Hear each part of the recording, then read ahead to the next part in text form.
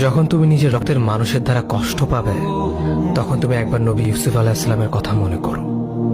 তিনি কিভাবে নিজের ভাইয়ের দ্বারা প্রতারিত হয়েছিল। যখন তোমার বাবা মা না বুঝে তোমার বিরুদ্ধাচরণ করে, তখন নবী ইব্রাহিম আলাইহিস সালামের কথা মনে করো। তার বাবা তাকে আগুনে নিক্ষেপ করায় ভূমিকা রেখেছিল। যখন তুমি সমস্যা থেকে পরিত্রাণের জন্য কোনো পথ পাবে না, তখন ইউনুস আলাইহিস সালামের কথা ভেবো। তিনি কতটা সময় তিমি মাছের পেটে আটকা পড়েছিল। যখন তোমার নামে কেউ মিথ্যা অপবাদ ছড়িয়ে দেবে, তখন মা আয়েশা রাদিয়াল্লাহু আনহার কথা মনে করো। তার নামে পুরো শহর জুড়ে কুৎসা রচনা করা হয়েছিল। যখন তুমি অসুস্থ ব্যথার যন্ত্রণায় কাতরাতে থাকো, তখন নবী আইয়ুব আলাইহিস সালামের কথা ভেবো। তিনি ভয়ঙ্কর এক ভাইরাসজনিত রোগে আক্রান্ত হয়ে তোমার থেকে বেশি কষ্ট পেয়েছিল।